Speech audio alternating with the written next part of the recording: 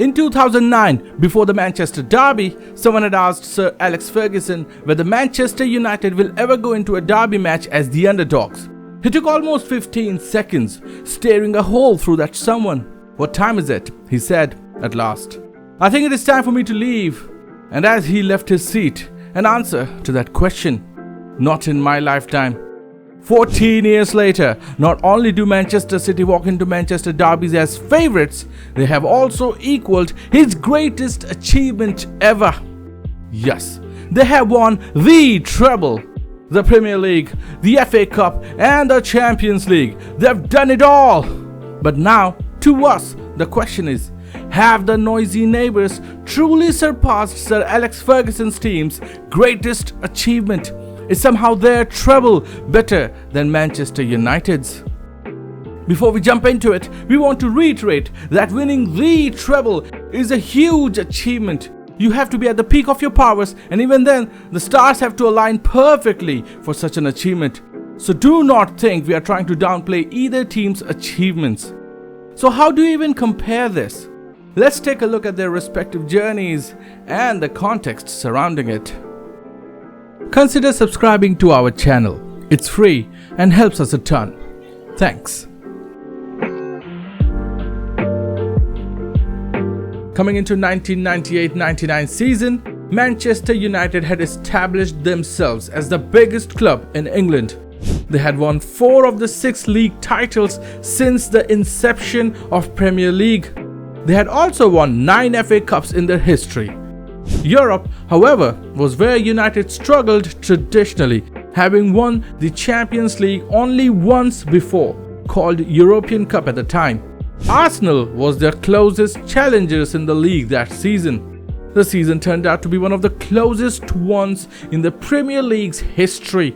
Sir Alex Ferguson's team had a knack for winning in thrilling fashion during key matches. To just understand the magnitude of how close the league was, we have to look at the very last day of the league. To secure the Premier League title, they needed to defeat Tottenham on the last day. However, after 24 minutes, a goal from Les Ferdinand shocked Old Trafford. United, under the scorching sun, mounted a memorable comeback through David Beckham and Andy Cole. United won the league with just 79 points, one of the lowest total points tally to win the league, ending up 1 point ahead of Arsenal. Their FA Cup journey was similarly perilous.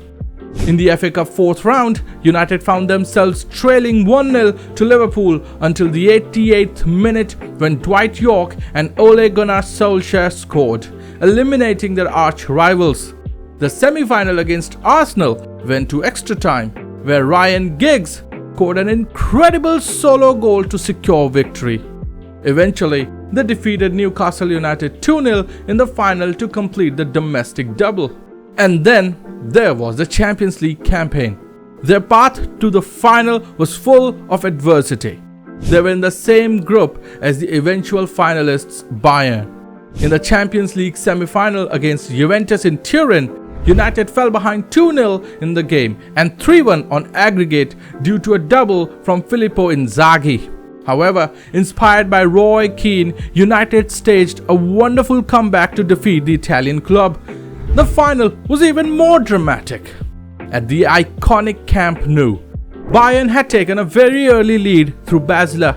United were already at a disadvantage as they went in without their midfield maestros, Keane and Scholes, who were both suspended. Throughout the match, Bayern had multiple opportunities to put the game to bed, but they just couldn't do it. United were lucky to go in at the break only 1-0 down. As the match progressed, the Bayern onslaught continued. Mehmet Scholl's delicate chip hit the post and fell into Schmeichel's arms before a Carsten Janker overhead kick came back off the crossbar. Schmeichel told UEFA in 2018, "When the chip hit the post, I didn't turn around at first because I knew that was 2-0. When I saw it hit the post and come back straight to me, I knew we'd win." United rallied. Football, bloody hell. Teddy Sheringham and Ole Gunnar Solskjaer came off the bench to help United go on all-out attack in the final moments. As the game progressed, Manchester United found themselves mounting a late surge. In the 90th minute, a cross from Dennis Irwin was unintentionally deflected out for a corner. The ensuing corner was only partially cleared, landing at the feet of Ryan Giggs at the edge of the box. His attempt at a shot was mishit, but Teddy Sheringham managed to scramble and redirect it into the net in a similarly untidy manner. This dramatic goal sparked a mix of disbelief and jubilation on both United and Bayern Munich benches. Despite a half-hearted offside appeal from Oliver Kahn, the goal stood. In the final moments of stoppage time, United launched another attack, this time down the left flank, led by Ole Gunnar Solskjaer. Their efforts resulted in a second corner kick. David Beckham delivered a teasing cross, and this time Sheringham met it cleanly with his head, directing it towards goal. The ball glanced off his head, leaving spectators uncertain whether it was going wide or finding the back of the net. One of the most iconic sentences was uttered on British television. And Solskjaer has won it! In one of the most dramatic Champions League finals, United had done it. Manchester City has been domestically as dominant as Manchester United was in 1999 coming into the 2022-23 season, maybe a little bit even more.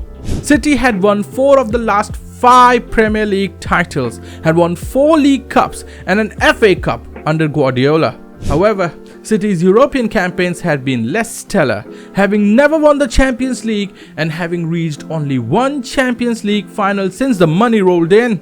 Coincidentally, City's closest rival this season was a resurgent Arsenal. But this league campaign was far from smooth sailing for Guardiola's men. Following Manchester City's loss to United on January 14th and Arsenal's victory over Tottenham the next day, Mikel Arteta's team took an 8-point lead.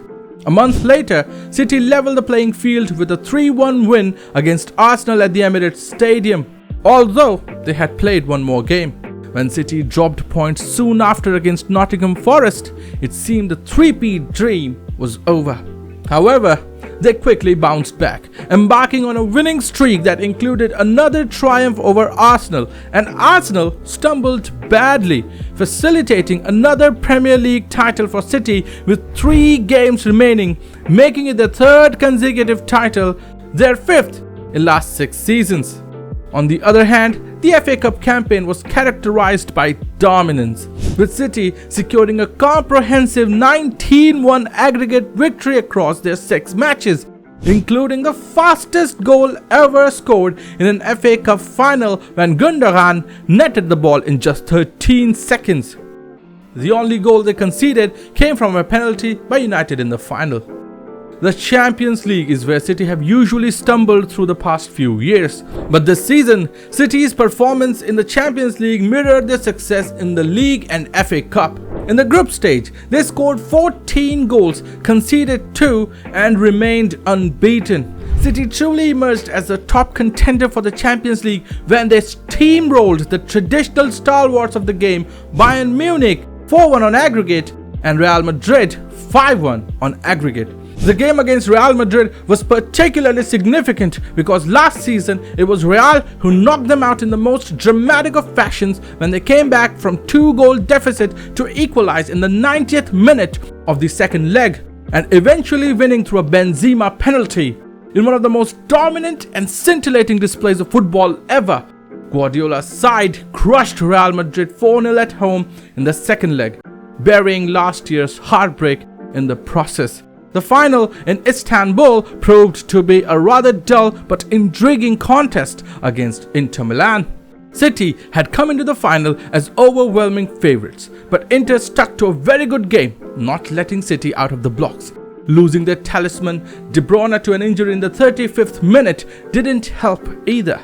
However, despite a potential howler by Akanji, City remained defensively solid, and in the 68th minute, Rodri scored, giving City the lead. Inter came in droves after this, with a DiMarco header hitting the crossbar and his follow-up header being blocked by Lukaku, and an 88th minute Lukaku header being straight at Edison, but eventually City prevailed, winning the Champions League final 1-0, entering the history books. Ferguson's team employed a flexible 4-4-2 formation, where either York or Sheringham would drop back from the front, allowing Giggs to drift inside from the left flank and create a quasi 4-2-3-1 setup. Cole would operate at the top, while Beckham would push forward from the midfield. This configuration left Keane and Scholes as a skilled central midfield partnership, positioned in front of a solid back four consisting of Gary Neville and Dennis Irwin, who provided attacking support as fullbacks. United also had Jaap Stam, a highly regarded centre-back, and either Ronnie Johnson or Henning Berg. Guarding the goal was the exceptional Peter Schmeichel. For Manchester City, the most significant addition to the team was Erling Haaland, who achieved a remarkable feat of scoring 36 goals in 35 Premier League appearances during his debut English season, 52 goals across all competitions.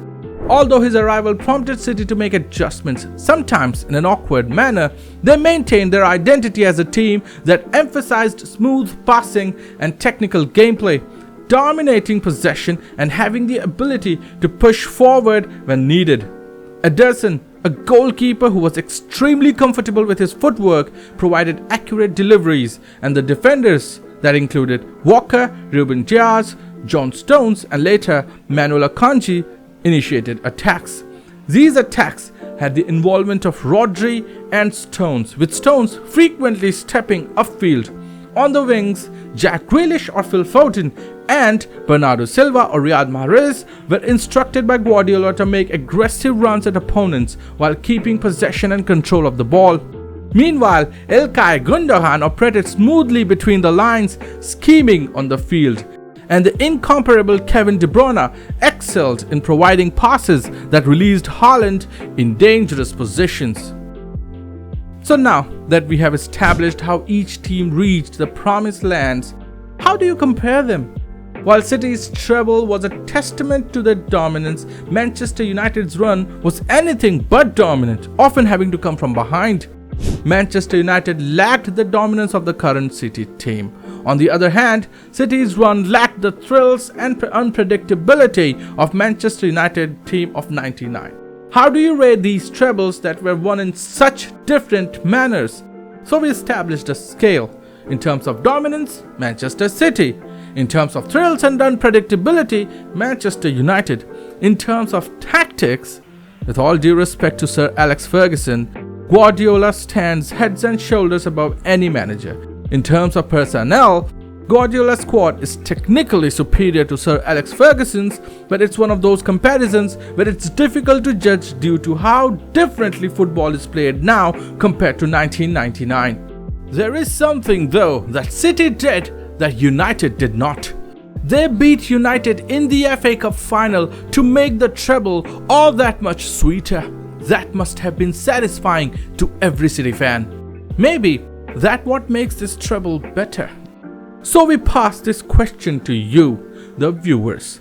Whose treble was the better one? Let us know in the comments. Thank you for watching. Like if you liked it, share if you find it worthy, and subscribe for more content like this. This is Salty Football.